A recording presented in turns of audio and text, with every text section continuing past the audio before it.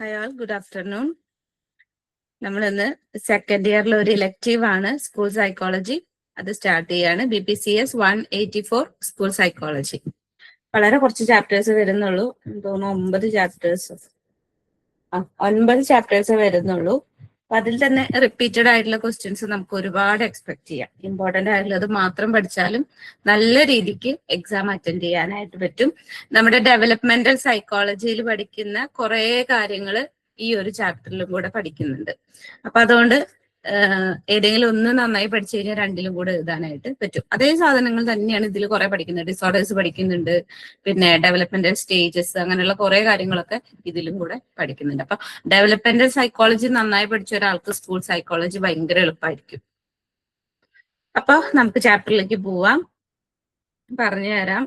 ഞാൻ പറഞ്ഞല്ലോ 9 ചാപ്റ്റേഴ്സ് ആയിട്ടാണ് നമുക്ക് ഈ ഒരു സബ്ജക്ട് വരുന്നത് കേട്ടോ. അപ്പോ 2 ദിവസം അല്ലെങ്കിൽ 3 ദിവസമൊക്കെയാണ് ഒരു ചാപ്റ്ററിന് വരുന്നുള്ളൂ. മാക്സിമം ഈ ഒരു മന്തിൽ തന്നെ ഇപ്പൊ ഇന്നിപ്പോ ഏപ്രിൽ 3, ഏപ്രിൽ 2 ഒരു വിഷു കഴിഞ്ഞ ഒരു ഏപ്രിൽ 20th നമുക്ക് ഈ ഒരു സബ്ജക്ട് അവസാനിപ്പിക്കാനായിട്ട് ാണ്. അപ്പൊ അതുകൊണ്ട് 2 ദിവസം 3 ദിവസമൊക്കെയാണ് ഒരു ചാപ്റ്റർ എടുക്കാനായിട്ട് വരും. ഇപ്പൊ യൂണിറ്റ് 1 തന്നെ ഇപ്പൊ ഈ ഒരു സബ്ജക്ട്, ഈ ഒരു ചാപ്റ്റർ തന്നെ ഇന്ന് നാളെ ആയിട്ട് നമുക്ക് എടുത്തു തീരും. അതേപോലെ തന്നെയാണ് ഓരോ ചാപ്റ്റേഴ്സും അല്ലാണ്ട് അങ്ങോട്ട് പേജസ് ഒക്കെ കുറവാണ്. അപ്പൊ അതുകൊണ്ട് നമുക്ക് പെട്ടെന്ന് എടുത്ത് തീർക്കാനായിട്ട് പറ്റും. ഒരു 10-20 ദിവസത്തിന്റെ ഉള്ളിൽ എന്ത് ചെയ്യാം, ഈ ഒരു സബ്ജക്ട് തീരും. ഓക്കെ. അപ്പൊ ആദ്യത്തെ chapter school psychology and overview.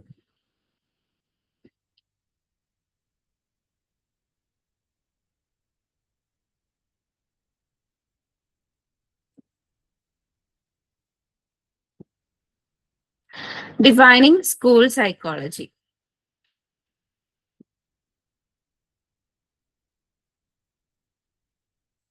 International school psychology അസോസിയേഷന്റെ ഡെഫിനേഷൻ ആണ് കൊടുക്കുന്നത്. കാരണം APAയുടെ ഡെഫിനിഷൻ പഠിക്കാൻ എല്ലാവർക്കും ബുദ്ധിമുട്ടാവും. കണ്ടോ, ഇത്രയും വലുതാണ് APAയുടെ ഡെഫിനിഷൻ. അപ്പൊ അത് പഠിക്കാൻ കുറച്ച് ബുദ്ധിമുട്ടാണ്. അതുകൊണ്ട് ഞാൻ ഇന്റർനാഷണൽ സ്കൂൾ സൈക്കോളജി അസോസിയേഷന്റെ ഡെഫിനിഷൻ ആണ് എപ്പോഴും പഠിക്കാനായിട്ട് പറയാ. ഇവിടെ school psychology similar to educational psychology for both emphasize on learning environment of child and work towards making the academic journey of school children fruitful process. School psychology എന്ന് പറയുന്നത് educational psychology പോലെ തന്നെയാണ്. രണ്ടും ഫോക്കസ് ചെയ്യുന്നത് എവിടെയാണ്? കുട്ടികളുടെ അല്ലെങ്കിൽ കുട്ടികൾ വർക്ക് അല്ലെങ്കിൽ ടീച്ചേഴ്സ് വർക്ക് ചെയ്യുന്ന ഒരു സ്കൂൾ എൻവയറമെന്റിനെ എന്ത് ചെയ്യാണ്? പ്രൊമോട്ട് ചെയ്യാണ്. Emphasis on the learning environment of the child and work towards making the academic journey of school children A fruitful process. കുട്ടികളുടെ ആ ഒരു സ്കൂൾ എൻവയറമെന്റിന് ഒരു ഫ്രൂട്ട്ഫുൾ ആക്കി മാറ്റുക. അങ്ങനെ ആ ഒരു ഉദ്ദേശത്തോട് കൂടിയിട്ടാണ് സ്കൂൾ സൈക്കോളജി അല്ലെങ്കിൽ എഡ്യൂക്കേഷണൽ സൈക്കോളജി രണ്ടും ഫോക്കസ് ചെയ്യുന്നത് ഈ ഒരു കാര്യത്തിലാണ്. ഇവിടെ ഞാൻ ഇന്റർനാഷണൽ സ്കൂൾ സൈക്കോളജി അസോസിയേഷന്റെ ഒരു ഡെഫിനിഷൻ കൊടുക്കുന്നുണ്ട്. The term school psychology is used in A general form to refer to professionals prepared in psychology and education and who are recognized as specialists in the provision of psychological services to children and youth within the context of schools, families, and other settings that impact their growth and development. International school psychology association define ചെയ്തിരിക്കുന്നത് school സൈക്കോളജിനെ ഇങ്ങനെയാണ്. അതായത് refer to professionals prepared in psychology and education. രണ്ടിലും prepare ചെയ്യുന്ന professionals ആണ് എന്ത്? School സൈക്കോളജിയിൽ work ചെയ്യുന്നത്. എഡ്യൂക്കേഷൻ അതേപോലെ തന്നെ psychology. And who are recognised as specialist in the provision of psychological services to children and youth within the context of schools, families and other settings. ഏതൊക്കെ കോണ്ടെക്സ്റ്റിലാണ്? Schools, families, ആ ഒരു കോണ്ടെക്സ്റ്റിലൊക്കെ വരുന്ന കുട്ടികളെയും അല്ലെങ്കിൽ യൂത്തുകളെയും രണ്ടുപേരെയും അവരുടെ സൈക്കോളജിക്കൽ സർവീസസ് ഒക്കെ പ്രൊവൈഡ് ചെയ്യുന്ന കുറച്ച് സ്പെഷ്യലിസ്റ്റുകളാണ് എന്ത്? സ്കൂൾ സൈക്കോളജിയിൽ വർക്ക് ചെയ്യുന്നത്. That impact their growth and development. അപ്പൊ ഇവരുടെ ഈ ഒരു വർക്കിങ്ങിലൂടെ ഈ പറയുന്ന കുട്ടികളുടെയും യൂത്തുകളുടെ ഒക്കെ എന്ത് ചെയ്യാം? ഗ്രോത്തും ഡെവലപ്മെന്റും നമുക്ക് ഇമ്പാക്ട് ചെയ്യാം, അല്ലെങ്കിൽ അവരുടെ ആ ഒരു ഡെവലപ്മെന്റിന് നമുക്ക് ഇൻഫ്ലുവൻസ് ചെയ്യാനായിട്ട് പറ്റും. ഇങ്ങനെയാണ് international school psychology association school സൈക്കോളജിനെ ഡിഫൈൻ ചെയ്തിരിക്കുന്നത്. ഇതൊക്കെയാണ് സൈക്കോളജി എഡ്യൂക്കേഷൻ മേഖലയിൽ വർക്ക് ചെയ്യുന്ന പ്രൊഫഷണൽസ് ആണ്. അവരെവിടെയാണ് ഫോക്കസ് ചെയ്യുന്നത്? സ്കൂൾ, ഫാമിലി കോണ്ടെക്സ്റ്റിലൊക്കെ കുട്ടികളുടെയും യൂത്തുകളുടെയും സൈക്കോളജിക്കൽ സർവീസസ് പ്രൊവൈഡ് ചെയ്തുകൊണ്ട് അവരുടെ ആ ഒരു ഗ്രോത്തും ഡെവലപ്മെന്റും പ്രൊമോട്ട് ചെയ്യുന്നു. ഓക്കെ ആണോ? അത് ഡെഫിനിഷനൊക്കെ ഓക്കെ ആണോ? ഡെഫിനിഷനും പിന്നെ അതുപോലെ തന്നെ ജസ്റ്റ് ഒരു ഇൻട്രൊഡക്ഷനും നോക്കാം. ഓക്കെ ആണോ?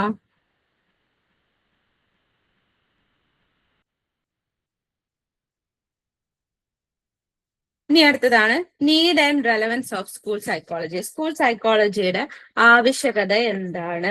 വന്നിട്ടുള്ള ക്വസ്റ്റ്യൻസ് ആണ് കേട്ടോ. ഇതിൽ ഇമ്പോർട്ടന്റ് ക്വസ്റ്റ്യൻ ആയിട്ട് വരുന്നത് സ്കൂൾ സൈക്കോളജി ഡെഫിനിഷൻ വന്നിട്ടുണ്ട്, need and relevance of school psychology വന്നിട്ടുണ്ട്, അടുത്ത ടോപ്പിക് ഹിസ്റ്റോറിക്കൽ ഓവർവ്യൂ വന്നിട്ടുണ്ട്, കറന്റ് ട്രെൻഡ്സ് വന്നിട്ടുണ്ട്. ഇതെല്ലാ ക്വസ്റ്റ്യൻസ് ഈ ഒരു ചാപ്റ്ററിന് വന്നിട്ടുള്ളതാണ്. അപ്പൊ അതിൽ ആദ്യത്തെ need and relevance of school psychology. According to 2011 census, India has 37.24 crore over population of 121.1 crore in the age group of 0 to 14 years, which constitute 30.76 of the total population. There are several government initiatives that aim at fulfilling the educational needs of children in this country, like the Sarva Shiksha Abhiyan 2000 and the Right to Education 2010, thus ensuring a greater enrollment of students and a lower rate of school dropouts. നമ്മുടെ ഇന്ത്യയിലെ ഒരു population നോക്കുകയാണെന്നുണ്ടെങ്കിൽ 14 വയസ്സ് വരെയുള്ള population എത്രയാണ്? 37.24 ക്രോർസ് ആണ്. അവർക്ക് വേണ്ടിയിട്ട് നമ്മുടെ ഗവൺമെന്റിന്റെ ഭാഗത്തു നിന്നുണ്ടായിട്ടുള്ള കുറച്ച് ഇനീഷ്യേറ്റീവ്സ് ആണ് നമ്മുടെ ഈ എഡ്യൂക്കേഷണൽ പ്രോഗ്രാംസ്. അതായത് സർവശിക്ഷാ അഭിയാൻ 2000 വന്നിട്ടുള്ള സർവശിക്ഷാ അഭിയാൻ, പിന്നെ അതുപോലെ തന്നെ 2010 വന്നിട്ടുള്ള റൈറ്റ് ടു എഡ്യൂക്കേഷൻ. ഇതൊക്കെ എന്താണ്? കുട്ടികളെ ഈ ഒരു പ്രോഗ്രാമിലോട്ട് കൂടുതൽ ഇൻവോൾവ് ആക്കാനുള്ള, അല്ലെങ്കിൽ അവരുടെ ആ ഒരു വിദ്യാഭ്യാസം കൂട്ടാൻ വേണ്ടിയുള്ള കുറെ സർവീസസ് ആണ് ഈ പറയുന്ന കാര്യങ്ങൾ. The school therefore work as an attractive community base to be able to reach out to a large number of children. A large community base such as the school could also be beneficial for carrying out mental health programs. അപ്പൊ അതുകൊണ്ട് തന്നെ കുട്ടികളെ മൊത്തം ഈ ഒരു ഫീൽഡിലോട്ട് കൊണ്ടുവരാം. School എന്ന് പറയുമ്പോൾ എന്താണ്? അതൊരു അട്രാക്റ്റീവ് കമ്മ്യൂണിറ്റി ആണ്. ഒരുപാട് കുട്ടികളെ നമുക്ക് ഈ ഒരു കമ്മ്യൂണിറ്റിയിലോട്ട് കൊണ്ടുവരാനായിട്ട് പറ്റും. A large community base such as the school.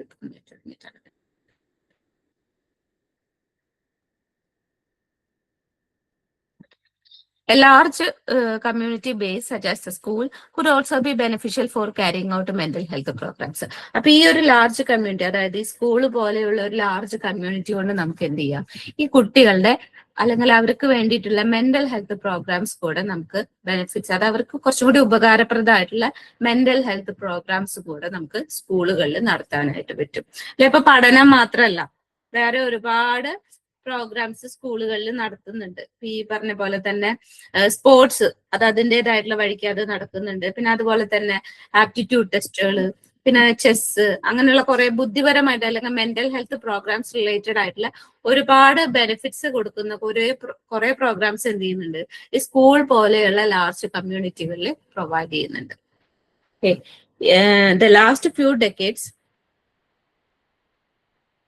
The last few decades have seen a steep rise in the interest that is generated towards psychology courses.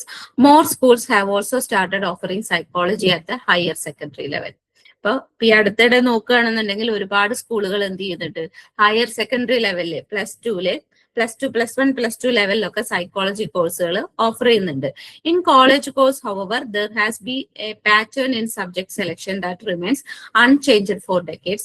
Majority of the students opting for psychology major have an inclination towards the specialized field of clinical psychology. അപ്പൊ college ലെവലിൽ നോക്കുകയാണെങ്കിൽ എന്താണ്? ഇതേപോലെ തന്നെ subject selections വരുന്നുണ്ട്. ഇപ്പൊ നമുക്ക് തന്നെ ഇലക്ടീവ്സ് ആയിട്ട് കിടക്കുന്നുണ്ട് അല്ലെ. ഇതല്ലാതെ വേറെ ഇലക്ടീവ്സ് ഉണ്ട്. അപ്പൊ താല്പര്യമുള്ളവർക്ക് എന്ത് ചെയ്യാം? ആ ഒരു ഫീൽഡ് സെലക്ട് ചെയ്യാനായിട്ട് പറ്റും. കൂടുതലും ഓപ്റ്റ് ചെയ്യുന്നത് ഏതൊക്കെയാണ്? ക്ലിനിക്കൽ സൈക്കോളജിയാണ് കൂടുതൽ സ്റ്റുഡൻസും ഫോക്കസ് ചെയ്യുന്ന അല്ലെങ്കിൽ ഓപ്റ്റ് ചെയ്യുന്നതായിട്ട് കാണുന്നത്. The jobs of a school counsellor is one of the most visible option for a psychology fresher. അപ്പൊ അതിലൊരു കുറച്ചും കൂടി ഇമ്പോർട്ടൻ്റ് അല്ലെങ്കിൽ കൂടുതലായിട്ട് കാണപ്പെടുന്ന ഒരു ഫീൽഡാണ് സ്കൂൾ കൗൺസിലർ. സൈക്കോളജി പഠിച്ചിറങ്ങിയ ഒരാൾക്ക് എന്ത് ചെയ്യാം? സ്കൂളുകളിൽ കൗൺസിലേഴ്സ് ആയിട്ട് വർക്ക് ചെയ്യാം. Often students who have been trained in clinical or counseling psychology apply for jobs in the school setup as school counselors and school psychologists. അതേപോലെ തന്നെ കൗൺസിലിംഗ് സൈക്കോളജി ആയിക്കോട്ടെ, ക്ലിനിക്കൽ സൈക്കോളജി ആയിക്കോട്ടെ, ഇത് രണ്ടും പഠിച്ചിറങ്ങുന്ന ഒരാൾക്ക് എന്ത് ചെയ്യാം? സൈക്കോളജിസ്റ്റ് ആയില്ലെങ്കിലും സ്കൂൾ കൗൺസിലേഴ്സ് ആയിട്ട് വർക്ക് ചെയ്യുക, അല്ലെങ്കിൽ സ്കൂൾ സൈക്കോളജിസ്റ്റ് ആയിട്ട് വർക്ക് ചെയ്യാം. This situation calls out for changes to be brought about in the higher education curriculum, emphasizing on the need to introduce specialization course in school psychology to better prepare students in their role as school counselors. അപ്പൊ ഇങ്ങനെ ഒരു മേഖലയിലോട്ട് ഇറങ്ങുമ്പോൾ എന്താണ്, കുറച്ചും കൂടി അതിനെ specialise ചെയ്യാം. ഈ ഒരു സ്കൂൾ സൈക്കോളജി എന്ന് പറയുന്ന ഒരു ഫീൽഡ് സ്പെഷ്യലൈസ് ചെയ്ത് കഴിഞ്ഞാൽ കുറച്ചും കൂടി എന്ത് ചെയ്യും, ആ ഒരു ചാലഞ്ച് നമുക്ക് ഈ ഒരു എഡ്യൂക്കേഷൻ മേഖലയിൽ ഉണ്ടാകുന്ന പ്രോബ്ലംസ് അല്ലെങ്കിൽ കുട്ടികളുടെ മെന്റൽ ഹെൽത്ത് പ്രോബ്ലംസ് നമുക്ക് ഒന്നും കൂടെ എന്ത് ചെയ്യാം, ഹൈലൈറ്റ് ചെയ്ത് അതിനെ പഠിക്കാനും അവർക്ക് അതിന് വേണ്ട ഇന്റർവെൻഷൻസ് പ്രൊവൈഡ് ചെയ്യാനും പറ്റും. നമ്മൾ പറഞ്ഞു വന്നത് എന്താ, സ്കൂൾ സൈക്കോളജി എന്താണെന്ന് പറഞ്ഞു, അതിന്റെ നീഡ് ആൻഡ് റെലവൻസ് ആണ് പറയുന്നത്. കാരണം ഇന്ത്യയുടെ പോപ്പുലേഷൻ വെച്ച് നോക്കുമ്പോൾ 37.24 crores എന്താണ്, കുട്ടികളാണ്. അപ്പൊ അവരുടെ ആ ഒരു മെന്റൽ ഹെൽത്ത് അല്ലെങ്കിൽ ഗ്രോത്തും ഡെവലപ്മെന്റും പ്രൊമോട്ട് ചെയ്യാനായിട്ട് നമുക്ക് എന്ത് വേണം, ഈ ഒരു സ്കൂൾ സൈക്കോളജി എന്നുള്ള ഒരു ഫീൽഡ് വേണം. ഗവൺമെന്റ് പറഞ്ഞ പോലെ Sarva Shiksha Abhiyan, right to education അങ്ങനെയുള്ള ഒരുപാട് പ്രോഗ്രാംസ് എൻഷുർ ചെയ്യുന്നുണ്ട്. കുറച്ച് കാലങ്ങളായിട്ട് സൈക്കോളജി കോഴ്സസിന് കുറച്ചും കൂടി ഇമ്പോർട്ടൻസ് കൊടുക്കുന്നുണ്ട്.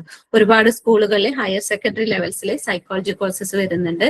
പിന്നെ കോളേജ് ലെവലിൽ നോക്കുകയാണെന്നുണ്ടെങ്കിൽ എന്താണ്, സൈക്കോളജി എന്ന് പറയുന്ന ഒരുപാട് കോഴ്സുകൾ സെലക്ട് ചെയ്യാനുള്ള ഒരു സിറ്റുവേഷനും കൂടെ ഉണ്ട്. പിന്നെ കൂടുതൽ സൈക്കോളജി എടുക്കുന്ന കുട്ടികൾ കൂടുതലായിട്ട് ഓപ്റ്റ് ചെയ്യുന്നത് ക്ലിനിക്കൽ സൈക്കോളജിയാണ്. സൈക്കോളജി പഠിച്ചിറങ്ങുന്ന ഒരാൾക്ക് സ്കൂൾ കൗൺസിലർ ആയിട്ട് വർക്ക് ചെയ്യാം. കൗൺസിലിംഗ് സൈക്കോളജി ആയിക്കോട്ടെ, ക്ലിനിക്കൽ സൈക്കോളജി ആയിക്കോട്ടെ, സ്കൂൾ സൈക്കോളജിസ്റ്റ് ആയിട്ട് വർക്ക് ചെയ്യാം.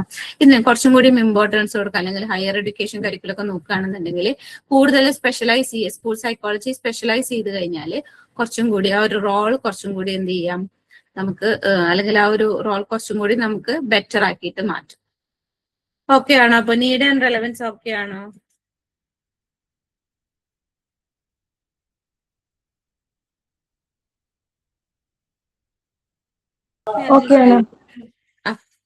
ഇനി അടുത്തത് the Indian education system in A state of transition.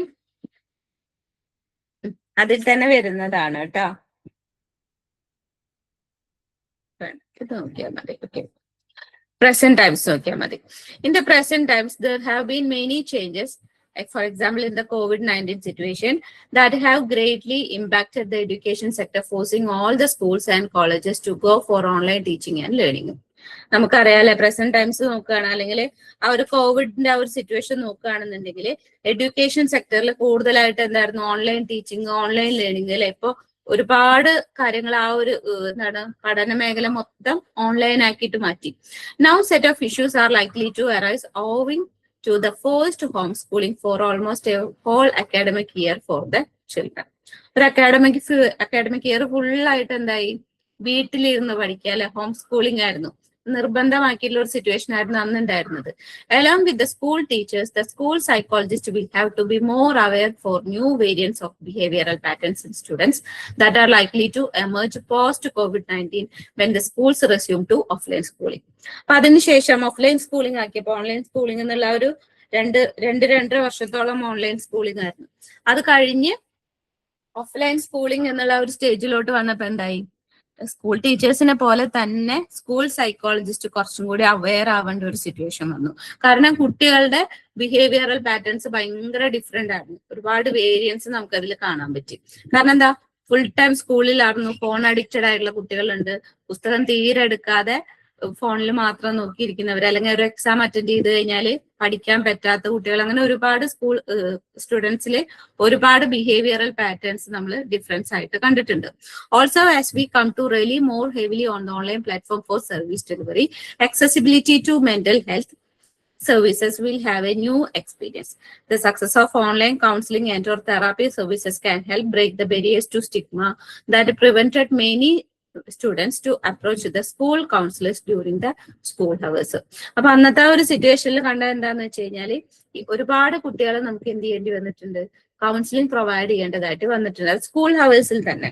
അപ്പൊ അപ്പോഴാണ് ശരിക്കും ആഫ്റ്റർ കോവിഡ് ആണ് ശരിക്കും സ്കൂൾ സൈക്കോളജിസ്റ്റിന്റെ ആ ഒരു റോള് ശരിക്കും കൂടിയത്. അതല്ലാത്ത പക്ഷം എന്തായിരുന്നു, എന്തെങ്കിലും ഡിസബിലിറ്റീസ് ഇല്ല അല്ലെങ്കിൽ സ്പെഷ്യൽ നീഡ്സ് ഉള്ള കുട്ടികളെ മാത്രം നോക്കുക എന്നുള്ളതായിരുന്നു സ്കൂൾ സൈക്കോളജിസ്റ്റ് അന്ന് വരെ. അതിനുശേഷം COVID-19 ശേഷമാണ് കുട്ടികളിൽ ഈ ഒരു ബിഹേവിയർ പാറ്റേൺസിൽ വ്യത്യാസം വന്നപ്പോൾ സ്കൂൾ കൗൺസിലേഴ്സ് ഈ കുട്ടികൾക്ക് വേണ്ട ഇന്റർവെൻഷൻസ് അല്ലെങ്കിൽ അവരുടെ ആ ഒരു സ്റ്റിഗ്മ മാറ്റിയെടുക്കാനായിട്ടുള്ള കാര്യങ്ങൾ ചെയ്യാനായിട്ട് തുടങ്ങിയത്. The establishment of a discipline is also dependent upon the developing status of the country. The specialized field of school psychology is very well established in the Western countries. കൂടുതൽ western കൺട്രീസിലാണ്. നമ്മുടെ ഇന്ത്യയിൽ ഇപ്പൊ കുറവാണ്. ഇന്ത്യയിൽ ഇപ്പോഴാണ് സ്കൂൾ സൈക്കോളജിസ്റ്റ് എന്നുള്ള ഒരു post തുടങ്ങിയത്. പിന്നെ അതുപോലെ തന്നെ സ്കൂൾ കൗൺസിലേഴ്സ്, ഇപ്പൊ CBSE പോലുള്ള സ്കൂളുകളിലൊക്കെ സ്കൂൾ കൗൺസിലേഴ്സ് നിർബന്ധമാക്കിയിട്ടുണ്ട്. എങ്കിലും പല സ്കൂളുകളിലും ഇല്ല.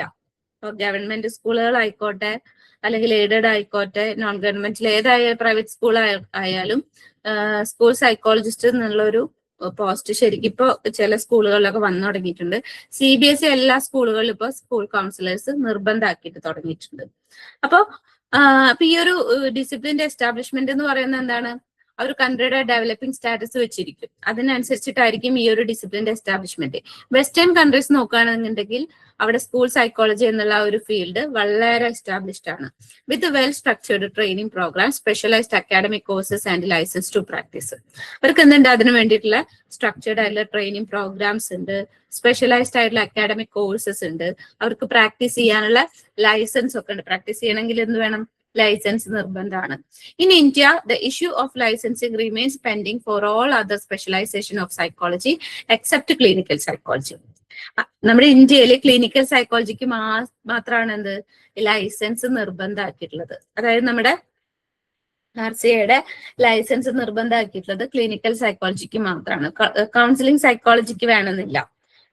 ഇപ്പൊ MSc സൈക്കോളജി പഠിച്ചിറങ്ങിയ ഒരാൾക്ക് കൗൺസിലിംഗ് ചെയ്യാനായിട്ട് എന്ത് വേണ്ട? ലൈസൻസ് വേണ്ട. പക്ഷെ ക്ലിനിക്കൽ സൈക്കോളജിസ്റ്റ് ആയിട്ട് ഇരിക്കണമെങ്കിൽ RCAയുടെ ലൈസൻസ് വേണം. അതുപോലെ സൈക്കോളജിയുടെ ഏത് ഫീൽഡ് ആയിക്കോട്ടെ നമ്മുടെ ഇന്ത്യയിൽ ലൈസൻസിങ് നിർബന്ധമാക്കിയിട്ടില്ല. And conscious efforts need to be made in this direction to ensure the development of appropriate training standards for the school psychologist. Professionalizing of school psychology as a discipline in India hence become an agenda that needs to be addressed on a priority basis. അപ്പൊ നമുക്ക് അതിന് വേണ്ടിയിട്ട് കുറച്ചും കൂടി conscious efforts എടുക്കണം. കാരണം ആ ഒരു ഈ ഒരു സ്കൂൾ സൈക്കോളജി എന്ന് പറയുന്ന അതിന്റെ അപ്രോപ്രിയേറ്റ് ആയിട്ടുള്ള ട്രെയിനിങ് സ്റ്റാൻഡേർഡ്സ് ഡെവലപ്പ് ചെയ്യുക. പിന്നെ ഈ ഒരു സ്കൂൾ സൈക്കോളജി എന്നൊരു ഫീൽഡിനെ പ്രൊഫഷണലൈസ് ചെയ്യുക. അതൊരു ഡിസിപ്ലിൻ ആയിട്ട്, ഒരു സെൽഫ് ഡിസിപ്ലിൻ ആയിട്ട് അതിനെ പ്രൊഫഷണലൈസ് ചെയ്യുക. ഇങ്ങനെയുള്ള കാര്യങ്ങൾക്ക് വേണ്ടിയിട്ടുള്ള കാര്യങ്ങൾ എന്ത് ചെയ്യണം? ഒരു അജണ്ട അല്ലെങ്കിൽ അങ്ങനത്തെ ഒരു സംഭവം നമുക്ക് ഇന്ത്യയിൽ ഉണ്ടാക്കിയെടുക്കണം, ഡെവലപ്പ് ചെയ്യേണ്ടതായിട്ടുണ്ട്. ഓക്കെ, അപ്പൊ നമുക്ക് റെലവൻസ് എന്താണെന്ന് മനസ്സിലായല്ലോ. സ്കൂൾ സൈക്കോളജിയുടെ നീഡ് ആൻഡ് റെലവൻസ് ആണ് നമ്മൾ ഇത്ര എഴുതുന്നത്. ഇലക്റ്റീവ് ആയതിനെ കൊണ്ട് തന്നെ നമ്മൾ ഒരുപാട് എഴുതേണ്ടി വരും. പക്ഷെ എന്ത് ചെയ്യാം? കോർ സൈക്കോളജി അല്ലെ കോർ സബ്ജക്റ്റിന്റെ അത്ര ഇമ്പോർട്ടൻസ് നമുക്ക് ഇതിൽ കൊടുക്കേണ്ട ആവശ്യമില്ല. കാരണം റിപ്പീറ്റ് അടിച്ച് എഴുതും. നമ്മൾ ഈ സോഷ്യോളജി സബ്ജക്റ്റ് ഒക്കെ എഴുതുന്ന പോലെ തന്നെ, പക്ഷെ പോയിന്റ് വൈസ് ആയിട്ട് എഴുതുക, പേജസ് വരുത്താനായിട്ട് നോക്കുക. ഓക്കെ ആണല്ലോ. സ്കൂൾ സൈക്കോളജി 50-ലാണ് കേട്ടോ മാർക്ക്. 50-ൽ തന്നെയാണ് സ്കൂൾ സൈക്കോളജി. പിന്നെ അതുപോലെ തന്നെ നെക്സ്റ്റ് ഇലക്റ്റീവ് വരുന്നത് ഇമോഷണൽ ഇന്റലിജൻസ്, അത് 50-ലാണ്. റീതിങ്കിങ് ഡെവലപ്മെന്റ് 100-ലാണ്. സസ്റ്റൈനബിൾ ഡെവലപ്മെന്റ് 100-ലാണ്. സ്കൂൾ സൈക്കോളജി, ഇമോഷണൽ ഇന്റലിജൻസ് അങ്ങനെയുള്ള ഇലക്റ്റീവ്സ് ഒക്കെ എന്താണ് 50-ലാണ് വരുന്നത്. അപ്പൊ പോയിന്റ് വൈസ് ആയിട്ട് നിറച്ച് എഴുതാനായിട്ട് നോക്കുക. ഓക്കെ, ഇന്ന് ഞാൻ ഇത്ര എടുക്കുന്നുള്ളൂ. ബാക്കി നമുക്ക് നാളെ എടുക്കാം. ഹിസ്റ്റോറിക്കൽ ഓവർവ്യൂ വന്നിട്ടുള്ള ക്വസ്റ്റ്യൻ ആണ് കേട്ടോ. ഇനി അടുത്ത് എടുക്കാൻ പോകുന്ന നാളെ എടുക്കാം നമുക്ക്. Historical overview and current trends, അത് വന്നിട്ടുള്ള ക്വസ്റ്റ്യൻ ആണ്. Future of school psychology in India, അത് വന്നിട്ടില്ല, വരാത്ത ക്വസ്റ്റ്യൻ ആണ് കേട്ടോ. പിന്നെ Rolls and functions of school psychologist വന്നിട്ടുള്ള ക്വസ്റ്റ്യൻ ആണ്. 3 വട്ടം വന്നിട്ടുണ്ട്. 3 വട്ടം റിപ്പീറ്റ് ആയിട്ട് വന്നിട്ടുള്ള ക്വസ്റ്റ്യൻ ആണ് role of school psychologist. Roles and functions of school psychologist. Okay, അപ്പൊ ബാക്കി നമുക്ക് നാളെ എടുക്കാം. Okay, thank you, by.